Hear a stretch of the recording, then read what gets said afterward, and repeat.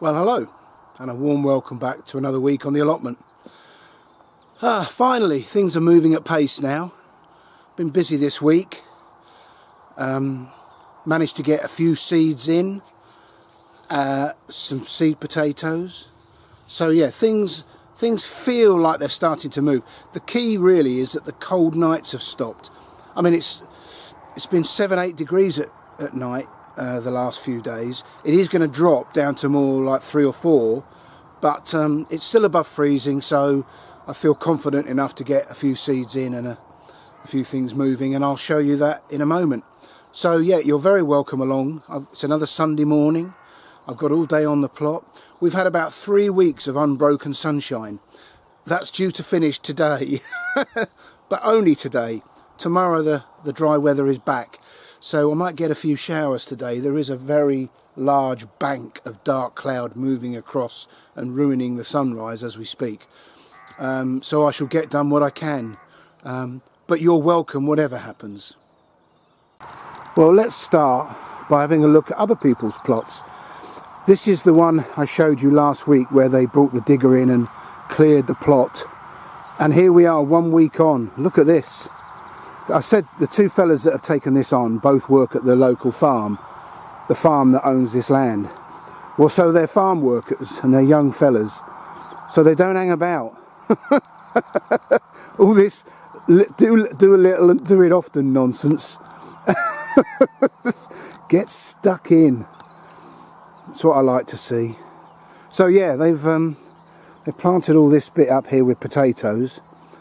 I don't know what they've got planned for the rest, but and they only get 1 day off a week because they work on a farm, so it all has to be done when they've got the time available. But they've got a polytunnel up, they've constructed compost heaps, they're putting in pathways, they've got all their potatoes for the year in. It's fantastic to see. And if I swing you around past all the completely untended plots, I don't know who's got this, but again, somebody's not hanging about. This wasn't done a couple of days ago, so, and I don't know who owns this bit, but it's nice to see.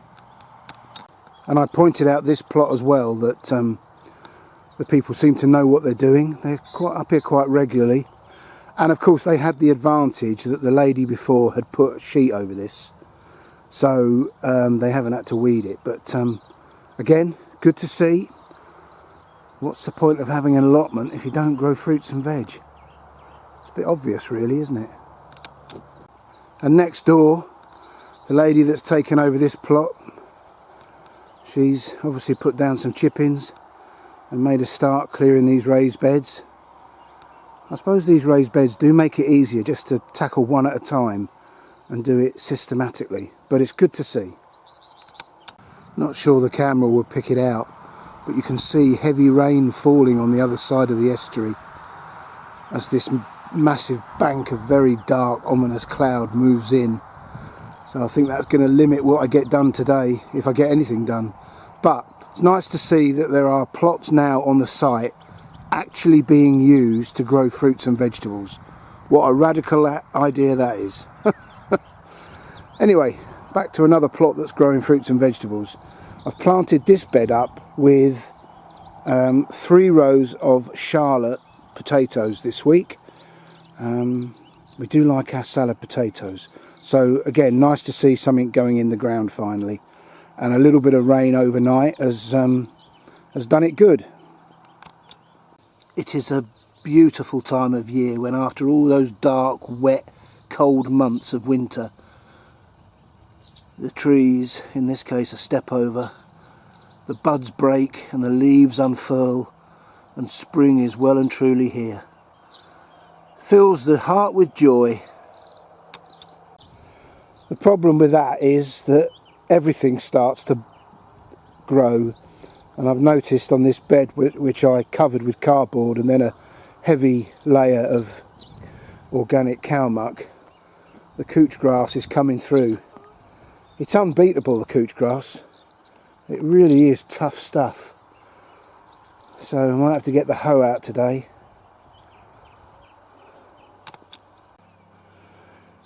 That rain will have done the broad beans some good. And yeah, they're all looking good at the moment. Some of them are a bit ragged, but then that's to be expected. But this time last year I was coming up to the allotment and just finding stalks where the slugs have eaten the lot. And of course the rain that we've had overnight and the rain we're going to get in a few minutes will bring the slugs out as the temperature's warm. But I'm cautiously optimistic, which is unusual for me. Along with all that unwanted growth, there are signs that these onions are thickening up. Interesting, you can see they're all leaning over towards the sunlight. But yeah, it pleases my eye to see those rows of regimented onions and then the garlic beyond. These potatoes were put in a week ago. I think it usually takes about 3 weeks to see any sign of leaves appearing, but I'm ever hopeful. The big news on the plot is I have sown my pea aldermans. I have the gutters placed at various strategic points around the allotment, all with a view of keeping the mice off. So these were sown only a couple of days ago. There's some spinach in that, and those pots just over there. But yeah, I've got all my gutters sown. I've done them before successionally, but I've found that the later sowings aren't as productive as the earlier sowings. So all my peas have gone in. I was concerned because it's all my own saved peas that I wouldn't have enough. Actually, I've got excess. So I'm holding on to the rest because my experience of self-saved seeds is they're not as good as the shop-bought ones. We'll see. Something else we tried last weekend actually was I picked, see all this Cavolo Nero is all going to flower now, which will be very attractive. I'm going to leave it there because it's nice for the pollinators. But I picked quite a lot of these flowering shoots, and I have to say Cheryl wasn't none too happy. She's not keen on new things. She did turn her nose up, but to her credit, I think she steamed them or lightly boiled them, and they were blooming lovely on our Sunday dinner. So I might pick a few more, and the rest I shall let flower. So there's some more of the pea alderman gutters. In fact, you can see the occasional pea where the rain overnight has excavated the pea and it's now standing proud. I haven't got the will or the inclination to do that, but there's enough of them in there that they should be okay. I have to say these primroses, it's the best year ever. And if we move, then when I shall dig these up and take them with us, and I will sit down and I will fastidiously divide these up, and I have a plan to plant them round a large tree in the garden along with the snowdrops, and I think that will be a superb display next year if we're lucky enough to move, which incredibly 4 months into the process is not guaranteed. And shout out to Danny at Grow Up channel. Those are the alliums he brought me when he visited my plot. So I'd like to say a public thank you to him. It was a very generous thing to do. And they look incredibly healthy. Again, not sure whether they'll go in the ground here or whether they'll end up in the new garden. Time will tell. So, it's the 23rd of March today, the 5-year anniversary of the utter lunacy of lockdowns. Enough about that. But the plot is looking good, and a little bit of rain has done it no harm whatsoever.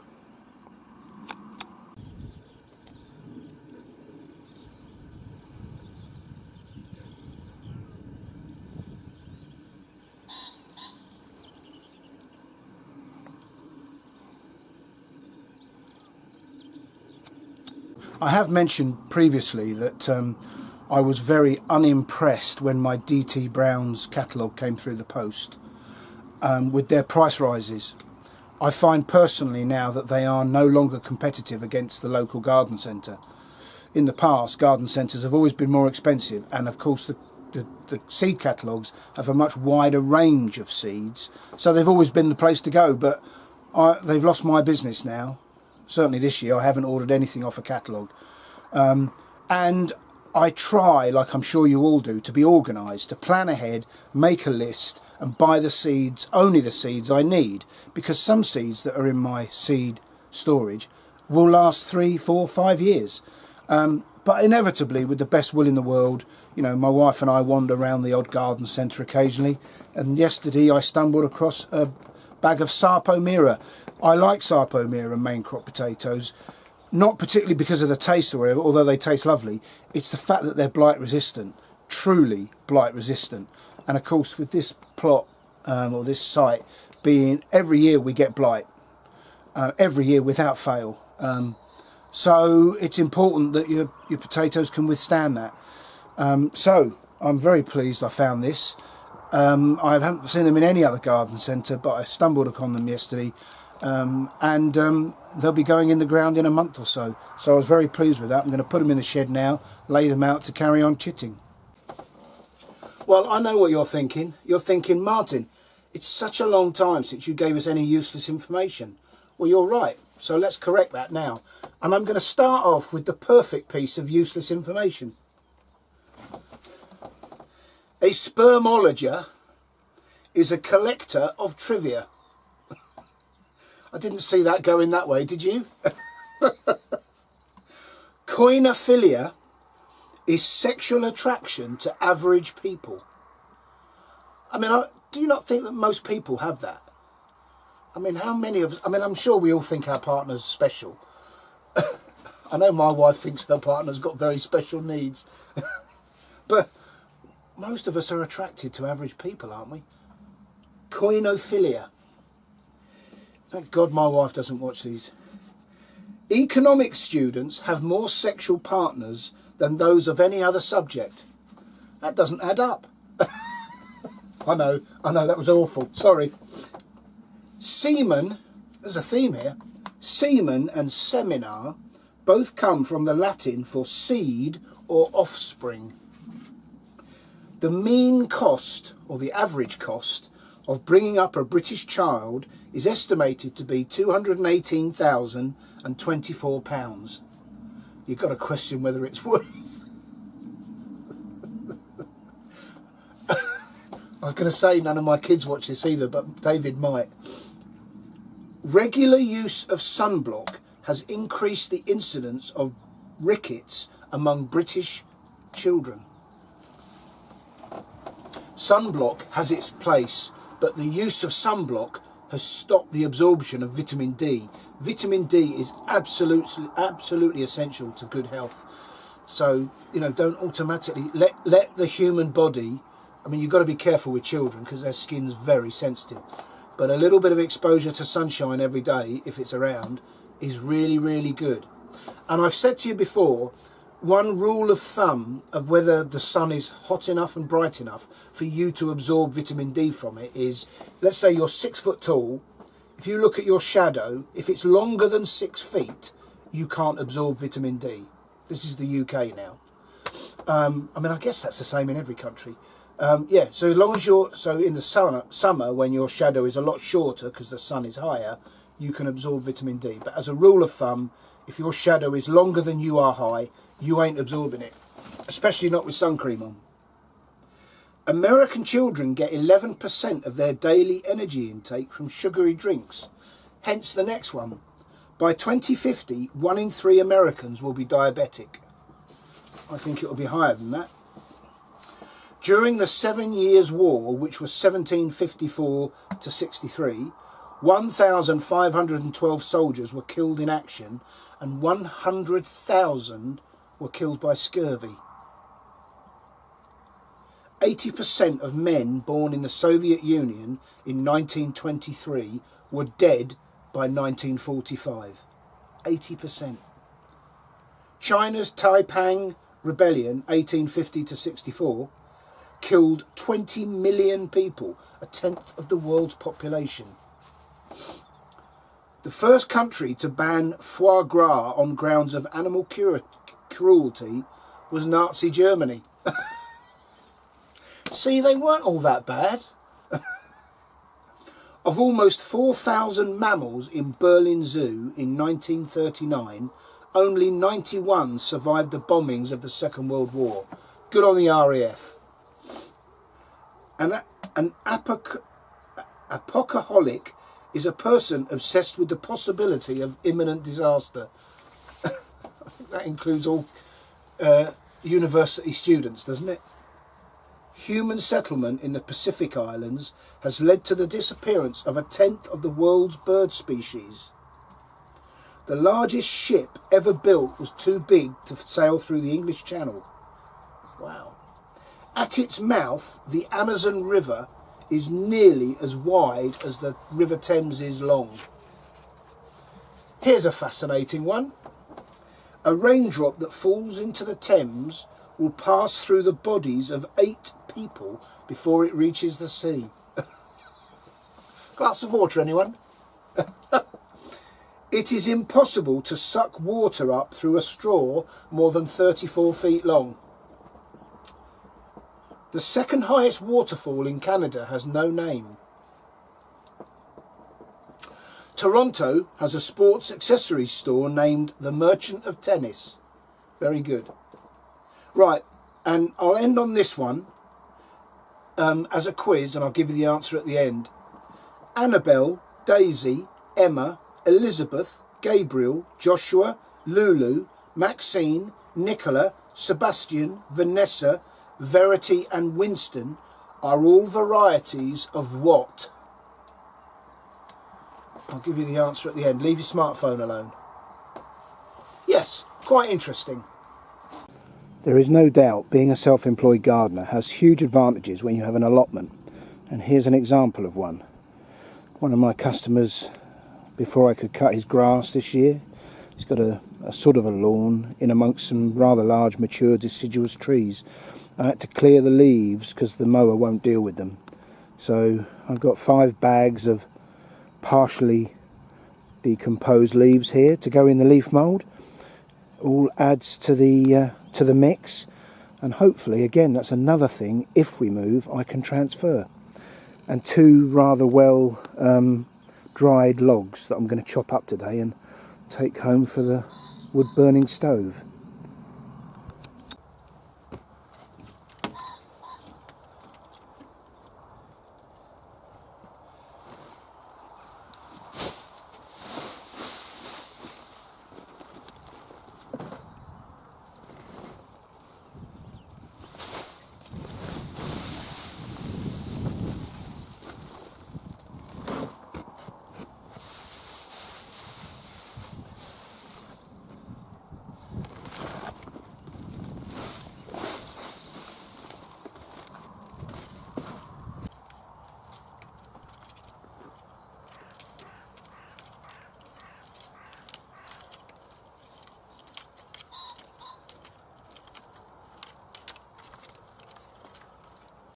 Well, I was sat having a cup of coffee thinking, what have I got to do up here? I wandered round the back to have a look and I remembered the parsnip tubs. They are filled to the top every year. And of course every year the manure at the bottom rots down and the soil drops. So these have got to be brought right up to the rim. So I shall dig all the soil out, put the manure back in at the bottom, and put the soil back on top, ready for when I chip my parsnips in about another month. So I've got a job after all.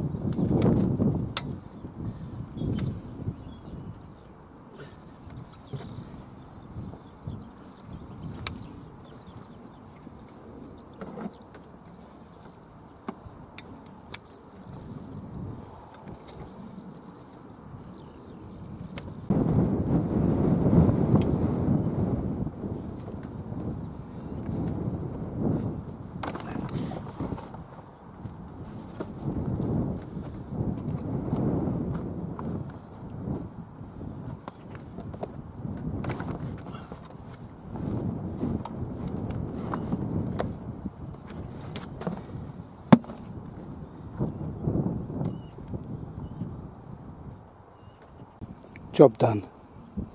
Ready for the parsnips.